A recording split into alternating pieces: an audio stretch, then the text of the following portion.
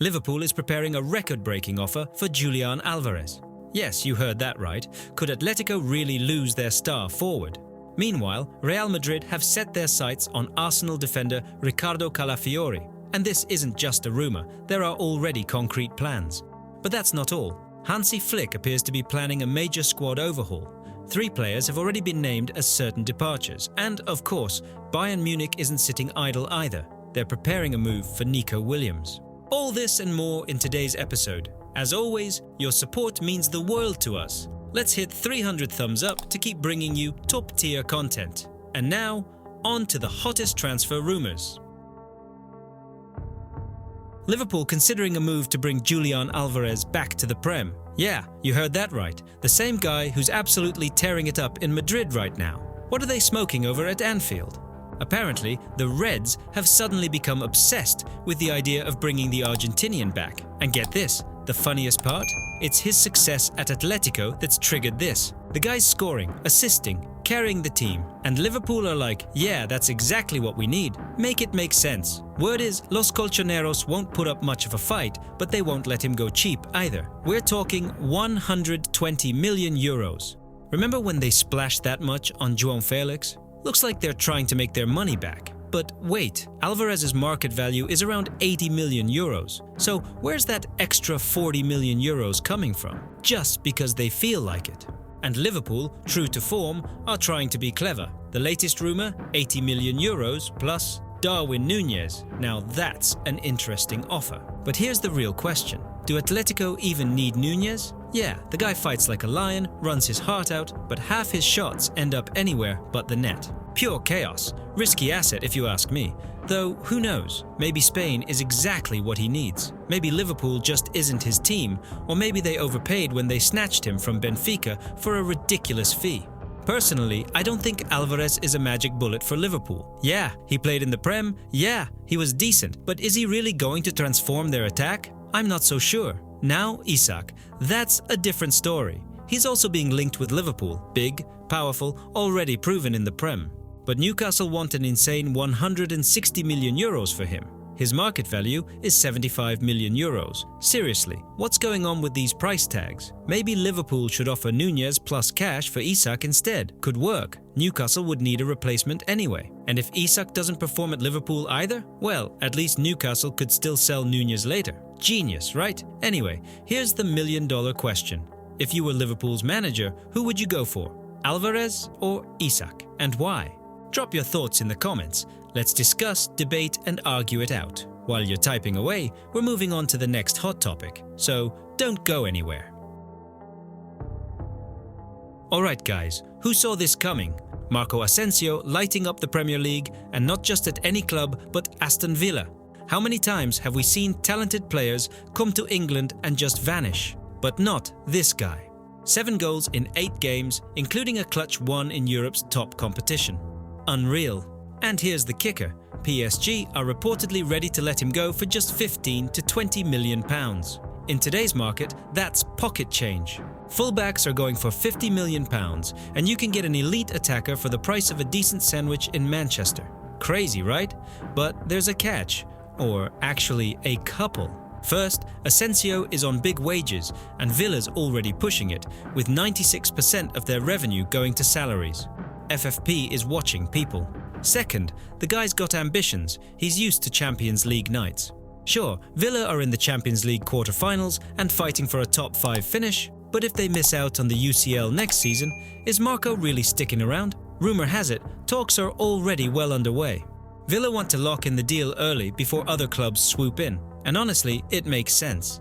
Where else are you finding a player of his quality for that price? Emery trusts him completely. He's loving the atmosphere, and the fans have already made him a favourite. If Villa secure European football, Asensio probably stays. If not, well, goodbye, beautiful. What do you guys think? Will Marco put pen to paper, or are we in for another transfer saga? Drop your thoughts in the comments. Liverpool are reportedly leading the race for Marc Guéhi, and insiders claim a deal is expected to be finalised this summer. Yeah, £100 million for a Crystal Palace centre-back, that's a massive price tag. But let's be real, is Guéhi actually top tier, or is someone seriously inflating his value? Fact number 1. He's 24, defensively solid and confident in duels, all great traits for a potential Van Dijk successor. Fact number 2. If Virgil actually leaves, Liverpool will have a gaping hole in defense. Arne Slot needs a new defensive leader, and Guehi is one of the top candidates. But here's the catch. Paying elite defender money, like what you'd spend on Dias or Saliba, seems like overkill. Competition? Chelsea, Arsenal, Man City, basically the usual Premier League big spenders. But Guehi himself is reportedly keen on a move to Anfield. Good choice, mate. Just don't pull a last-minute U-turn like some players we won't name. So, what's the verdict? If Guehi improves his ball playing and leadership skills, this could be a smart signing for Liverpool. But if he turns out to be just another new Maguire for £100 million, then someone hold my beer. What do you guys think? Should Liverpool splash the cash or look for a bargain elsewhere? Drop your thoughts in the comments. Barcelona gets it. They're broke, and they can't keep pretending otherwise. The salary cap is strangling them, they need signings, and without sales, it's just not happening. So, Sporting Director Deco has made the call. First on the chopping block, Andreas Christensen, top defender, no doubt. But the injuries, a muscle tweak here, a knee issue there, it's always something. And with Araujo, Koundé and Inigo Martinez all in the mix, Barca are thinking, better to cash in now while he's still got value. Next up, Eric Garcia. The guy gave it his all, but let's be real, he never fully convinced. At Girona, he looks like a star. At Barca, not so much. Girona would love to keep him, and Premier League clubs are sniffing around. Honestly, if a decent offer comes in, Barca should take the money and move on. And the saddest one of all, Ansu Fati. Remember when he was supposed to be the new Messi? Yeah, now he's looking more like the next Bojan Krkic. Injuries have completely derailed his progress. Brighton were hoping for a breakout season, but in reality, just a flash every 5 games. Barca aren't waiting for a miracle. They're ready to sell or loan him out again. Who's willing to take the gamble? Maybe Turkey, bottom line. Barcelona is cutting dead weight to move forward. But what do you guys think? Smart decisions, or is the club shooting itself in the foot again? Drop your thoughts in the comments.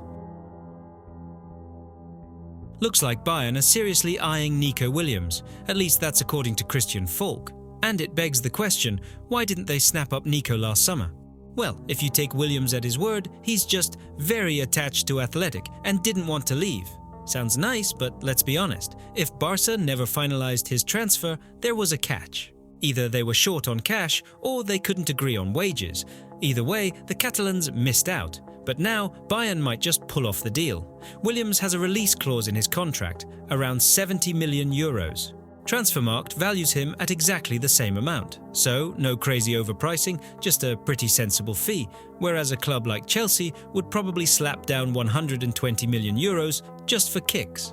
Hold on though, Arsenal are in the mix too. Arteta is keeping a close eye on Nico, and the player himself seems open to a move to London. The question is, who will be quicker to activate the release clause and convince Williams? One major plus in Bayern's favour, trophies are practically guaranteed there. The Premier League is fiercely competitive, while in Germany, well, you know the drill. Bayern can have a bad season and still finish runner-up. And in a good season, the Bundesliga title is practically in the bag. By the way, Bayern have the cash. They've already earned €108 million in this Champions League campaign.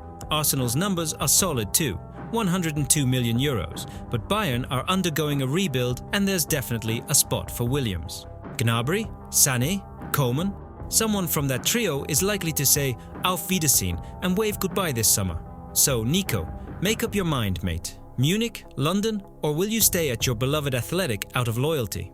As they say, money or principles, your call. But one thing's for sure, this saga is just getting started. Stay tuned, things are about to heat up. Guys, I don't know about you, but I'm getting some serious déjà vu vibes here. How many times have we heard that Arsenal wants to sign some young promising player? And more importantly, how often does it actually work out? So, should we get his red and white jersey ready, or not even bother getting our hopes up? But who even is this Casado guy? He's 21, a La Masia graduate, been with the first team since 2022, but it's only this season that he's really started to break through. 35 appearances for Barca, 1 goal, 6 assists, not exactly mind-blowing stats, but He's playing regularly, rotating with De Jong and holding down the midfield with Pedri. So he's definitely not just making up the numbers in Hansi Flick's starting 11. So the real question is, why would Arsenal even want him? The Gunners need a midfielder because Partey and Jorginho are likely to say ciao this summer. Which brings up the obvious question, who's going to take their place? The club's logic is to find someone young, technically gifted and with a good passing range. And yeah, Caicedo seems to tick those boxes. But seriously though, how are they planning to convince Barca? The Catalans have already declared not for sale, and Caicedo himself recently said he wants to spend his whole career at Barcelona. Maybe he's just saying the right things, but still, convincing him will be about as easy as getting Guardiola to manage Tottenham. Plus, let's not forget about the money. Barcelona's finances are always a mess. Money just vanishes into thin air over there. But even they wouldn't be dumb enough to give away a young defensive midfielder for peanuts. And considering the crazy prices for players these days, Arsenal would have to slap down a hefty offer just to even start negotiations. Honestly, this feels like Arsenal just testing the waters, not actually ready to splash the cash on a player who's already integrated into Barca's system. If the Catalans were genuinely open to selling, that's a different story.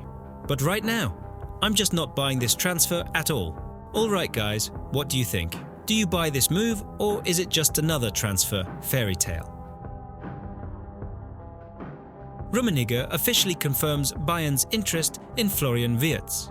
Yep, Karl-Heinz Rummenigge has come out and said it. Bayern Munich wants Florian Wirtz, and it's not just a casual interest. They're actively looking to convince both Bayer Leverkusen and the player himself. But let's be real, good luck with that, guys. Wirtz is currently the most valuable German footballer with a transfer market valuation of 140 million euros. But wait, Leverkusen wants 160 million euros for him.